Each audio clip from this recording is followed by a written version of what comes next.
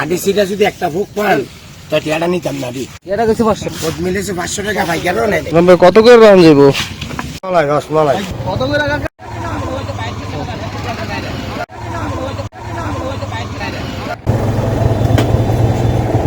কত করে আসো ভাই কাকা আয়েন দুটা দেশে হাজার এটা হলো চায়না থ্রি এটা নিতে হবে 1500 টাকা 100 নিতে হবে 800 টাকা আর ওই যে গাছ আছে এটা 1000 টাকা সব।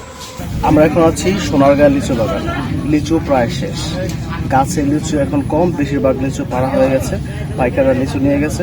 আপনারা যদি লিচু বাগান থেকে লিচু ছিঁড়ে খেতে চান বা বাসায় নিয়ে যেতে চান তাহলে খুব দ্রুত চলে আসুন।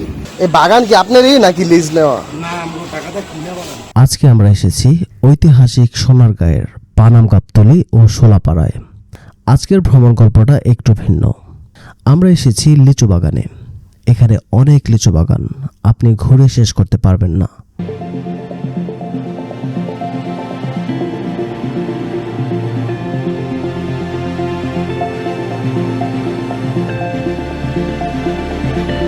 জাত ও আকার ভেদে লিচুর দাম ভিন্ন ভিন্ন হয়ে থাকে।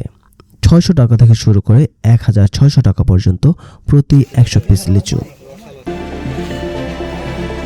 মালাই রসমালাই একদম তাহলে এক সাইজ না হইতে রসমালাই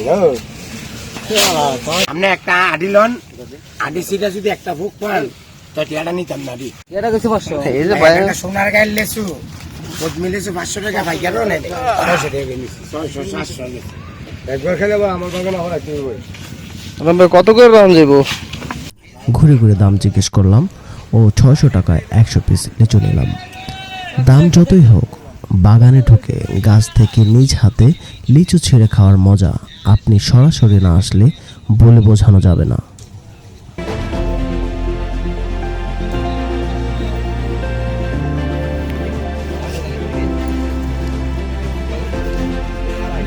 সোনারগাঁয়ের প্রতিটি বাড়িতেই লিচু গাছ আছে। রাস্তার পাশের কিছু কিছু বাড়ির সামনে মহিলাদের লিচু নিয়ে বিক্রির জন্য বসে থাকতে দেখলাম। লিচু নিয়ে আরেকটু সামনে যেতেই রাস্তার পাশে কাঁঠালের বাগান, থরে থরে কাঁঠাল ঝুলে আছে।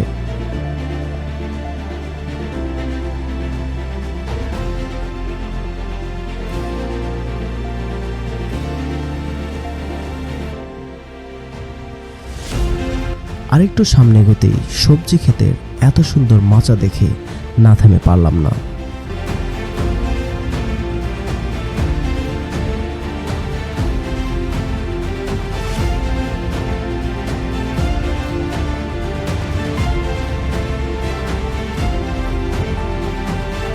আরেকটু সামনে গিয়েই চোখের সামনে বিশাল এক দিঘি ও শান বাঁধানো ঘাট। এত সুন্দর টলমলে পানি দেখে মন চাইছিল ঝাঁপ দেই পানিতে, সেটা আর সম্ভব হলো না।